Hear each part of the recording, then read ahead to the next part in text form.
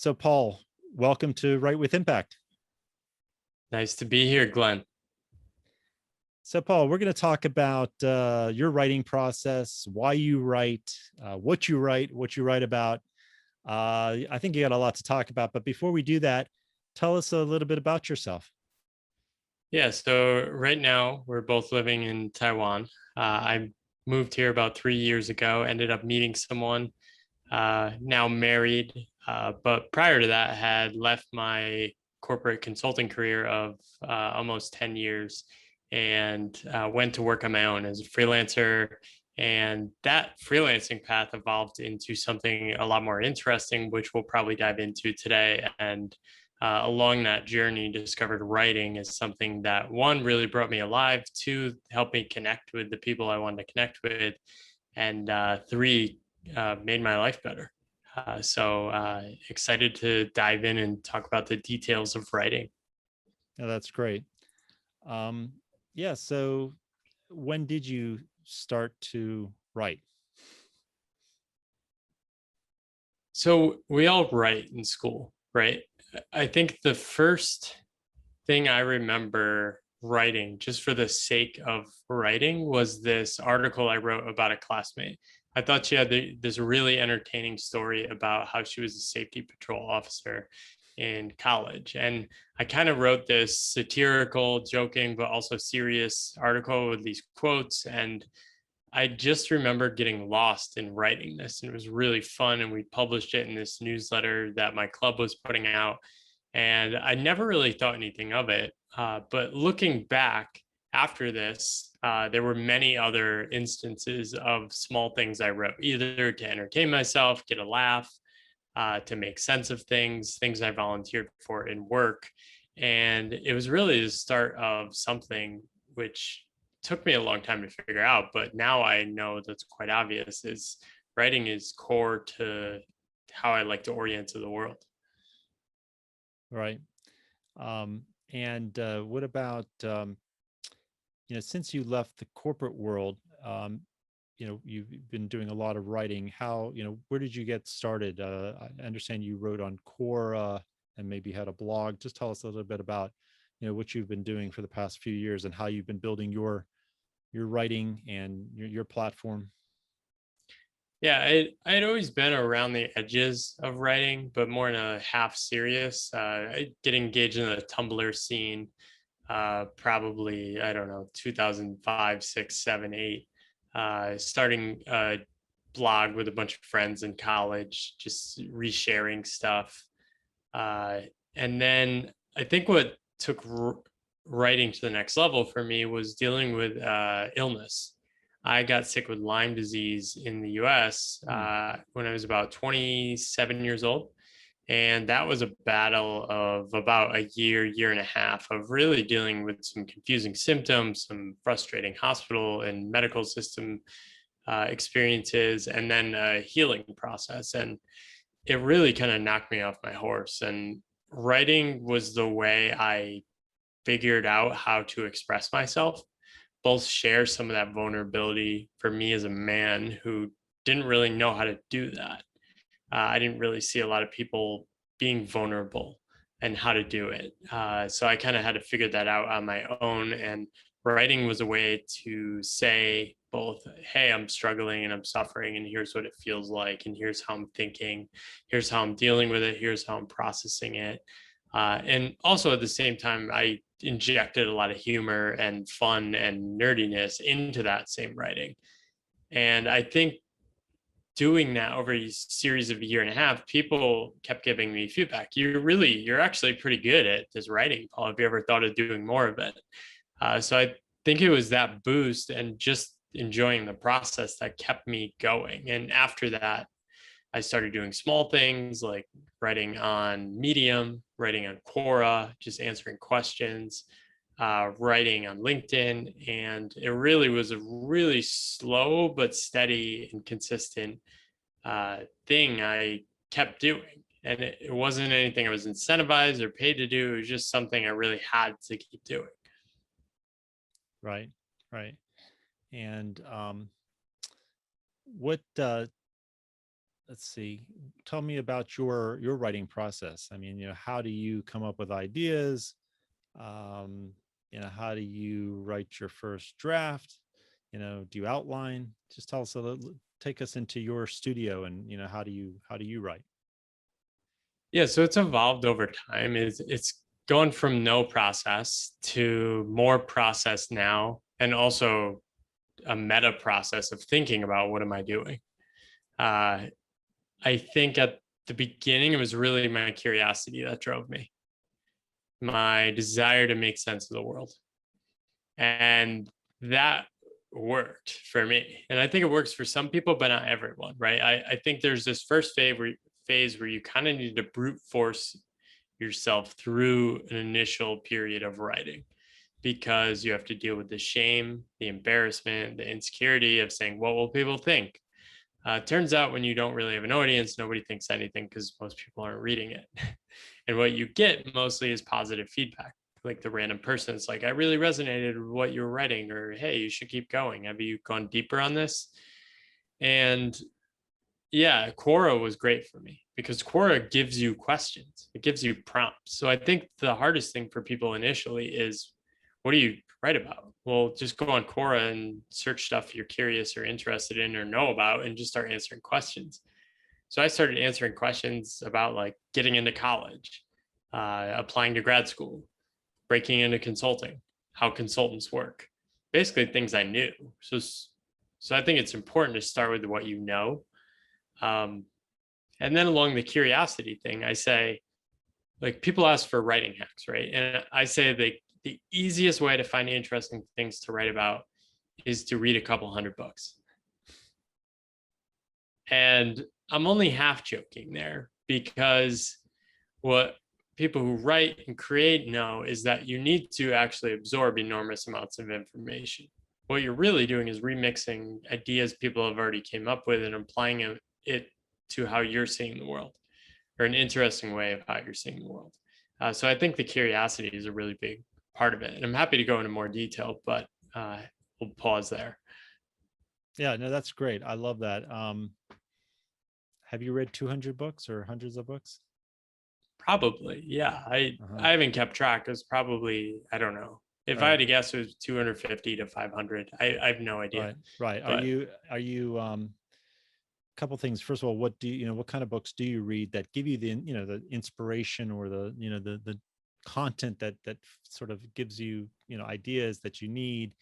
And then just out of curiosity, do you still like print, or are you just have the Kindle app? mostly Kindle because I've been living in different places. Yeah, I think so. My very different. reading, The selection of print books in English is very, very limited here. yeah, And and it's expensive too. I think the evolution. I wasn't much of a reader for fun, Hmm. even until the end of college. I Hmm. started reading these pop psychology books, Malcolm Gladwell, Michael Lewis, Right. and my mind was just like, oh my God, this is fascinating. And those books can be very entertaining for a while. And I think I went through a process of like reading, I don't know, 20, 30, 40 of those books. And then what I've really been doing is just following my curiosity for life. And I think I have a really passionate curiosity for understanding the world, understanding myself, understanding ideas. So I Right. always have something that's leading me. And I think reading one book, you then get two ideas, right? They reference another book and you go, oh, let me check that out. Right. And I think over time, I started going back more and more. So you start reading the current and hot topics, then you start reading the source material, then you start going back, right? So I was reading about something like work. There's all these hot books that are like, oh, work is crazy, work is broken right now. They're talking about the same things in the 1950s, right? And then you go back to the late 1800s and read Max Weber's Protestant Ethic and Spirit of Capitalism, and he's talking about the same thing too. And then you go back further and you read about what I'm saying is like it's really endless how deep you can go. Hmm. And the deeper you go, I mean, I think there's this proverb, it's like the deeper you go, the deeper the sea is, Hmm. right? Um, so the deeper you explore your curiosity, it really becomes infinite. But I think the second key to what I call the creative engine is you need an actual output. You're not going to evolve your thinking or ideas unless there is some sort of output, right? And for some people that works with video, right? Doing things like this, YouTube is their output, interviews. Um, Other people, it's writing. They like to write long essays. They like to write newsletters. They like to Mhm. write books. There's all sorts of different modes of expression, right? If you're learning something about art or creativity, you might want to paint, things like that. But what you're doing is really trying to take what's up here. And I think what a writer knows, like there's a certain humility in writing because you realize how crappy your thoughts are, right? Your thoughts, if you think all these ideas and we're so confident, I think this, I think that, write that out and you suddenly realize I don't have a strong backing for what I think, or Right. that idea is not actually that convincing. Mhm. And I think that process sharpens your thinking, focuses your curiosity, and then you're looking for new ideas, right? So it opens up new questions. Oh, I'm writing about this. I wonder if anyone's ever written about this before. Let me go see, right? Mhm. Um, so the second thing for me, in addition to output, is talking to people. So I talk to people about what I'm curious about. Mhm. And this gets easier the more I write because I write now and I have an audience and people reach out to me. They say, Paul, I'd love to talk to you about these topics. So Right. they talk to me about what I'm most passionate about. Right. And then I start saying stuff that they ask me. And I go, Yeah. oh, that would actually be interesting to write about. And I'll say, should I write about this? And they'll be like, yes, I would definitely read it. Mhm. And then for me, I love connecting with people. So then you have a reader in mind. And you're like, Mhm. I'm going to create this. Um, and then over time, like that cycle has really taken off for me. Mhm. So it's consuming tons of information, which a lot of people do, but then processing it, making sense of it, writing, coming up with a better process of writing over time, putting Mhm. it out there, Mhm. then people respond to it. I also respond to it too and realize I don't know what I'm thinking. I need to go deeper. Or actually, now I have this question. And then, or people give me feedback, and that kind of sharpens this curiosity. Mhm. Oh, that's fascinating. Thank you for sharing that. Just give us like one or two examples of the kind of topics that you're exploring now. I know you talk, you write, you have a newsletter on Substack now, and I'm following that. It's very, very good. You write a lot about work.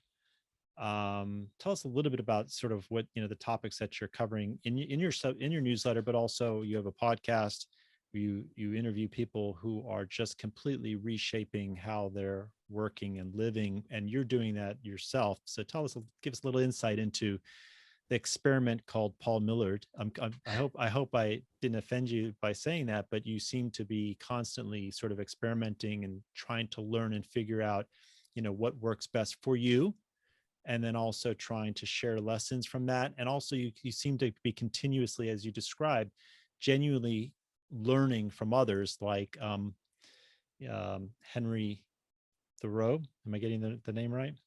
Yeah.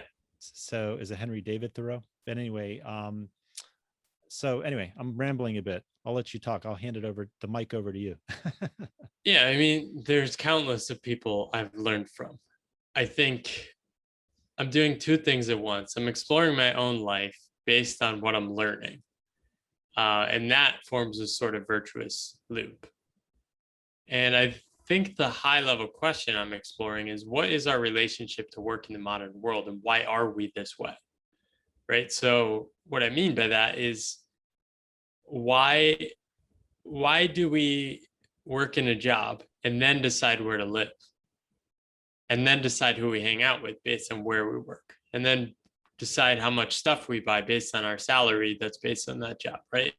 How much of the choices we make in the modern day are downstream of work? And is this model serving us anymore? And I think what I'm experiencing while exploring a different model in my own life is that we've sort of broken into two worlds. We have the old world where we have these industrial work beliefs of like show up, do your duty, work hard, 5 days a week, 48 weeks a year, and you'll be taken care of. That is clearly not true for many people. We're in Taiwan, we're in Taipei, where if you're working an average job, you will literally not be able to afford a home in Taipei, right? Like the average worker, the economy, the game has completely changed. Yet most people are still orienting towards work in their life through that same lens that their parents were 30, 40 years ago. And you see this all around the world. And I think what's happening is we're basically shifting to a whole new economy, right? The internet economy. We're doing it right now. We're talking via Zoom. We're writing on the internet. We're reaching anyone at basically zero marginal cost. And we don't really have a work belief or narrative or stories that go along with that. Most of the people that are thriving on this path are still kind of LARPing the old story, right? They're playing along like that's still the game. They may be buying the home, but they're not actually integrating into the community. They're going to flow wherever the capital, attention, and opportunities flow. And we don't really have a good story around that, right? So we have the majority of society, older people that are still like clinging to this old model, angry that it doesn't exist anymore, or pretending like it does, and gaslighting young people about just work hard. You need to suffer. You need to put in your dues.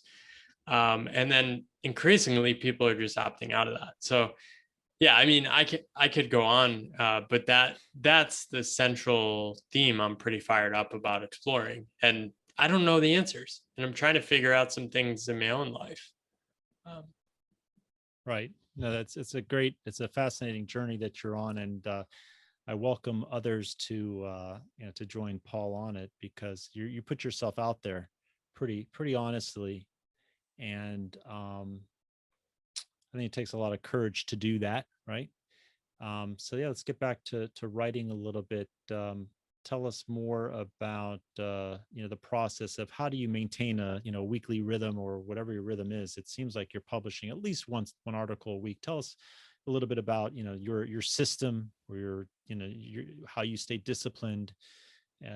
Besides, you talked about how you get ideas. I thought that was great. Tell us a little bit more about the mechanics and the logistics, for lack of better words. Yeah, so I've introduced tools and apps into my process, which has been a game changer, I think. I think discovering Tiago Forte's idea of the second brain and creating a digital note capture system for the things you're learning. I was watching The Office earlier today, and this was a show I watched in college, and I've seen every episode of that. But I was watching this episode, and I didn't know any of the lines. I didn't remember any of it, right? So we do all these things, we read all these things, but we don't actually store it, or we don't have a place to tap into the things that inspired us, Mm-hmm. right? So now instead of just kind of writing from scratch, I have this like second brain, as Tiago calls it. And I use multiple apps, right? So when I'm reading in the Kindle, all my highlights automatically sync to my note-taking app. I have a note-taking app which syncs all the articles I read on my website, or I read on the internet. Those sync through Instapaper and Readwise and go to Roam, my note-taking app. So it's a pretty intricate system, but it's pretty simple. It just works. So then every week I go in and I kind of look at, okay, what are the ideas that inspired me this week? What should I write about? And then also in that note-taking app, I kind of keep a list. And it's always open when I'm talking to people. I'm taking notes. I'm adding things to my to-do lists, and then searching other different ideas I might have discovered in the past. When I have conversations with people, I note down the things that are interesting to me in the moment. When I'm walking around or taking bike rides, I'll often stop and like write something down. So then I just let that go and I don't actively dwell on it. And then I think on a weekly basis, usually today or tomorrow, like I haven't written my newsletter yet. I don't know what it will be about yet, but I'm just going to tap into that like list of ideas and see what emerges. So that's really my process. And I think I've broken through that initial phase of the fear of writing that, and also just the lack of ideas. I have so many ideas to write about now. So that's not an issue at all. It's more just like building the structure on actually doing the writing. That's great. That's great. Speaking of structure, how do you structure your writing? Do you just start writing, or do you have an outlining, structuring? How do you do that? So my note-taking app, I'll often link to bullets, or I might structure it a little, but pretty much I just jump in and start writing. I think with the book I'm attempting to self-publish now, there's a bit more of an outline and structure, but I create the structure, and then what I do is go into the weeds and I just start writing the details. And then as I write the details, that gives me better ideas for how to structure it. So it's really a back and forth process. It's pretty funny. I mean, I think it's based a lot on my experience in consulting using Barbara Minto's pyramid principle, which is all about synthesizing ideas from the bottom up and then communicating from the top down.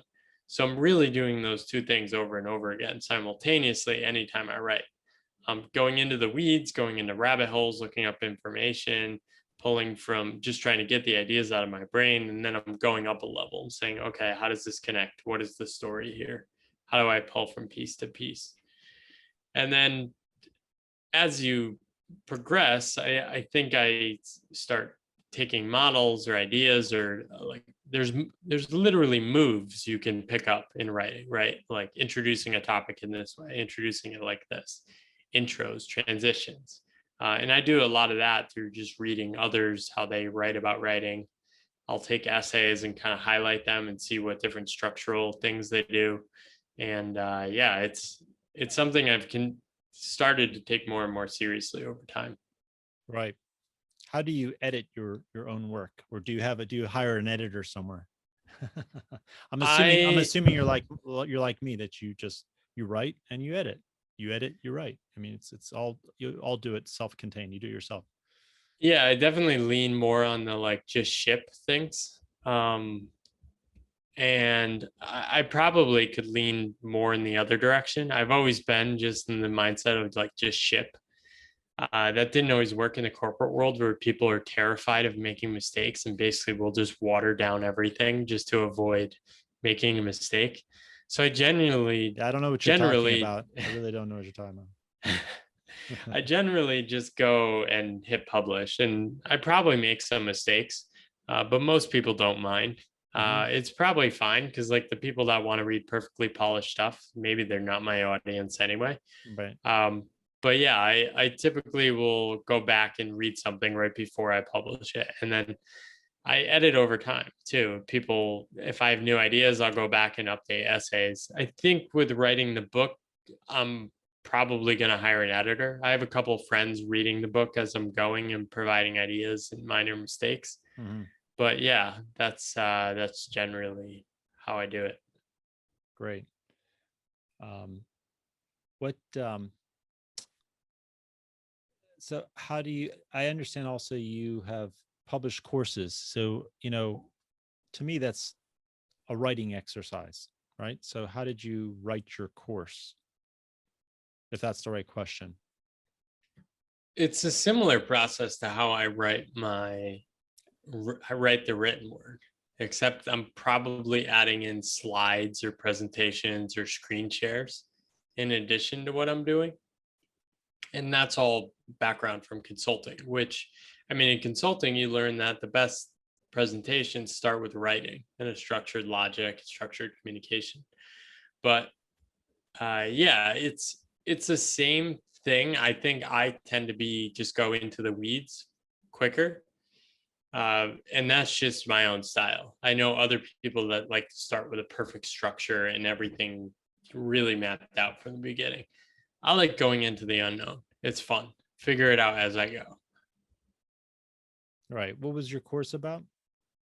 So I've done multiple courses. I have one about strategy consulting skills. I'm building one now around freelance skills. I Hmm. shipped one years ago around resumes and storytelling and cover letters and resumes and interviewing.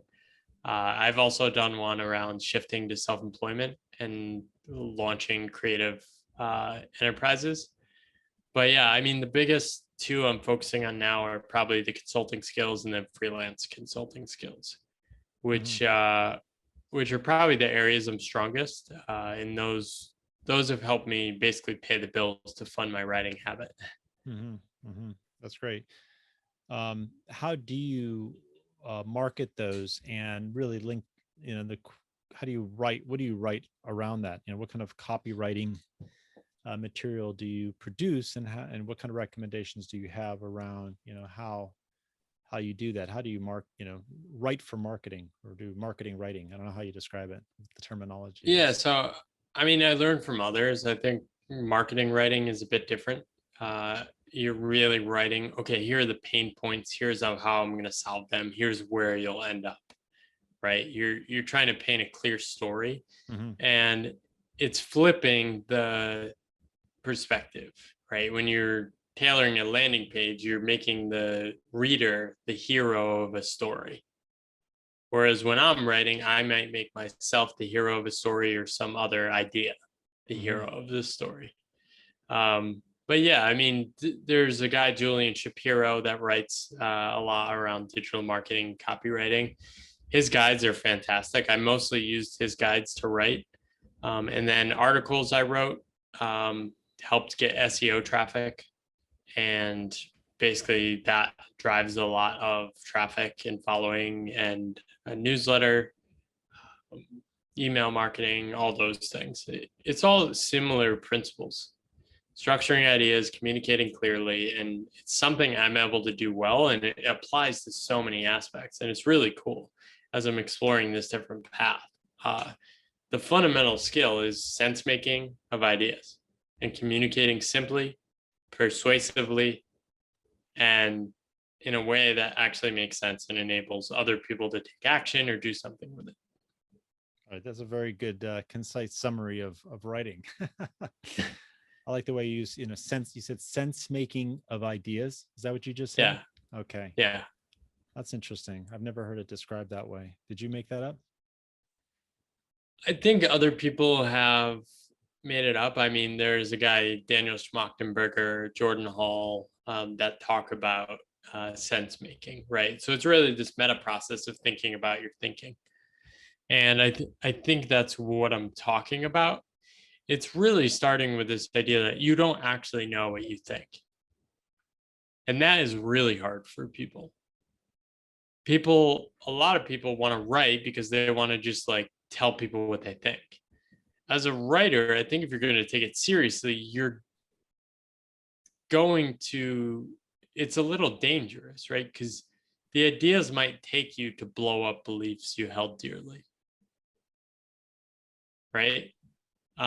So I'm very humble and hold my ideas very lightly in terms of how I think about exploring ideas, writing, and sharing them.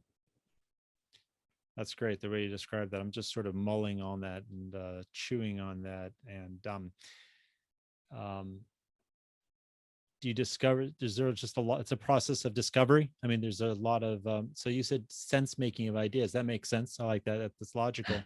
What about also just sheerly just trying to discover something that you don't know, or but you're not conscious of? And Yeah, the I writing think, process gets you there. That's how I feel. That's what I see. When I'm writing something and um I'm learning about what I know or knew, or maybe what I don't even know. So I'm just, it's sort of all coming to that. I think that's kind of, I don't know, maybe a very confusing way to put it, but it's very exciting, kind of going into the unknown. Sorry for lack of a better cliche. no, that's exactly what it is. I think I love wandering into the unknown, both in my life and in my writing. And the joy, like the delight of stumbling upon something you've just written that surprised you Yeah. is so cool. All right. I think I was writing about this period where I just didn't work for a very extended period. And I was trying to make sense of that. And I think what I realized is I was in Asia at the time, that there was this, I didn't have this script playing in my head because I didn't know what other people thought of me. Like if I did the same thing in Boston or New York, I know what people would be thinking. about what is right way to live, what a good person does, what they think about work, how they might be judging me. But when I was in Asia, I realized, and I was writing this, that like, oh, that script in my head evaporated. I wrote something like that, and I was like, wow, never thought about that before. And that then gives me language to talk about something, right? So people will ask me like, how are your ideas so interesting or persuasive when you talk verbally? And it's really just the product of writing about it and trying to figure out what I actually think. All right. That's great. You've used the word storytelling a couple of times. I know this word is used quite a bit. Maybe it's a powerful word, very useful word, but I don't know if people are getting it quite right in terms of how they. I don't know if people are explaining it what exactly it is, but it seems to be important. I believe it's. I think we all agree it's important. How would you describe it, or how would you define it, and then how do you sort of tell stories? How do you think about storytelling?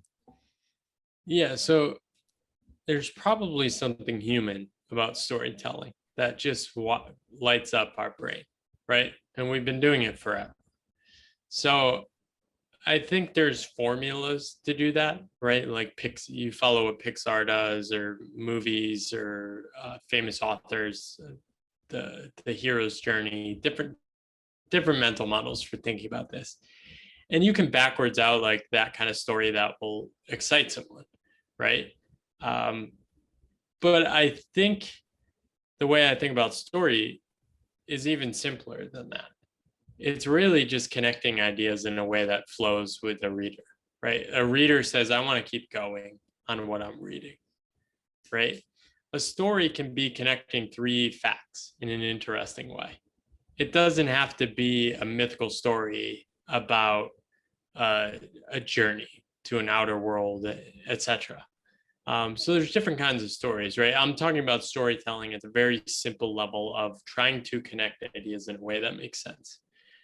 Storytelling in the very like higher level is this aspirational aim of telling like transformational stories, right? Like the Bible, the like all the religious texts, those are stories that have lasted, stood the test of time. There must be an element to them that resonates, and why, right? There's some movies that last and we can't really explain it. Those are stories, right? But you can't just aim at that, right? There's some sort of magic that goes into that as well. I like that. Thanks for making that distinction. Seriously. I've never been able to figure that out or articulate it the way you just have. Because when I think a story, or if I think I want to talk about story, I get kind of intimidated, like, wow, maybe I have to. It just sounds a little bit. I get a little bit of imposter syndrome and a little bit of like, I really don't know what the heck I'm talking about. But the way you just described it, you had one very specific example, which was just sort of linking together three ideas or something, or three facts, something like that. That just really sort of reduces to me the pressure of of telling a story. So tell me a little bit of like, what would that look like at that level, rather than the, as you described, that aspirational level, that sort of transformational da da da da. Talk about that other very practical, because I think that's probably the level I probably operate on like 95% of the time, I think. Yeah, and And I think my goal. most of us as well, unless you're like you write fiction or some big idea nonfiction book. But Yeah, anyway, you know what I'm saying. my goal isn't to aim towards that. So I really just kind of keep my head down, and I like the day-to-day just grind of writing. It's fun. Maybe I'll get better over time.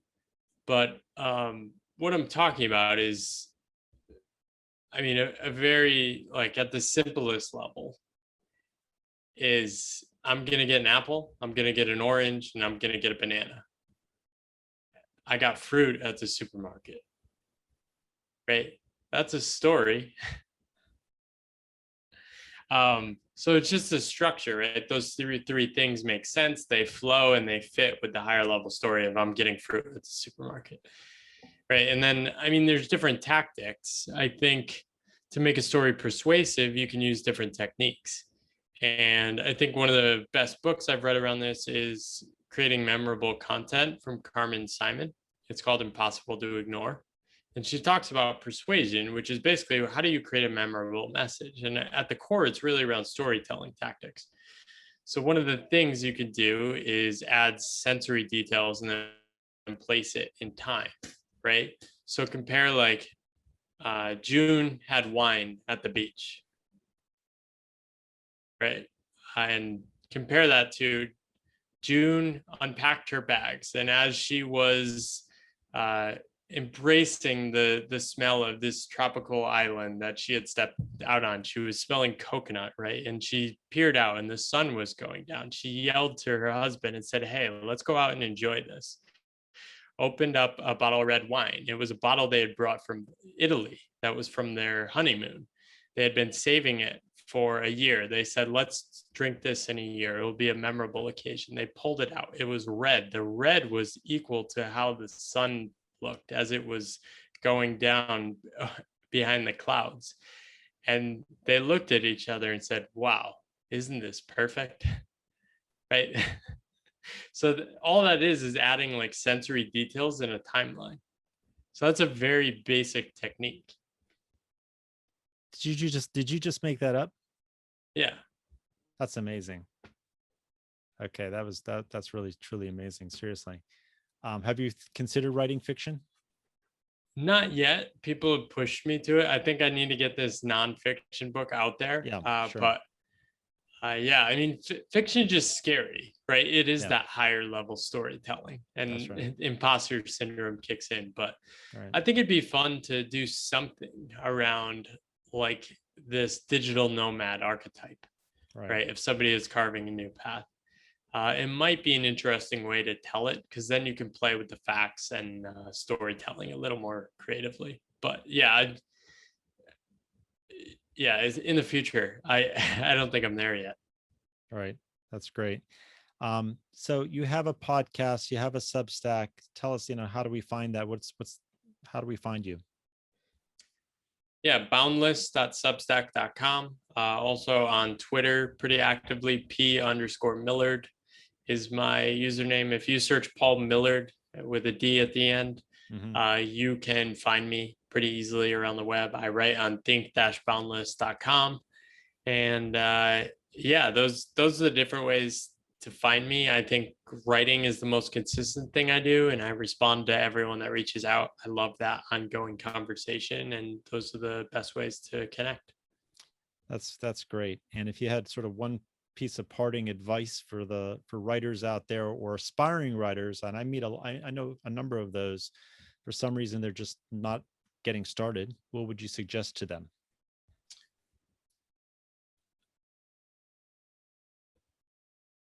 I would say so. I'd give one tactic. There's this tool called the Most Dangerous Writing app, and if you just Google it, find Most Dangerous Writing app.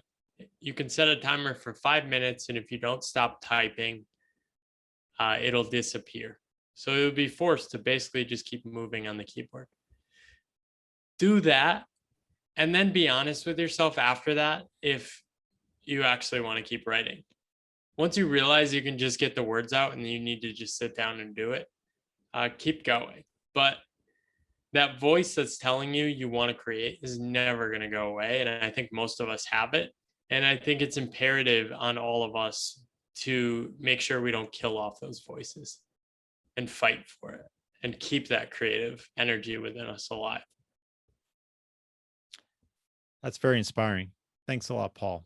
I really appreciate it, and highly recommend everyone read his Substack newsletter, which is very inspiring, and also listen to his podcast. So thanks. Fantastic. Thanks, Glenn.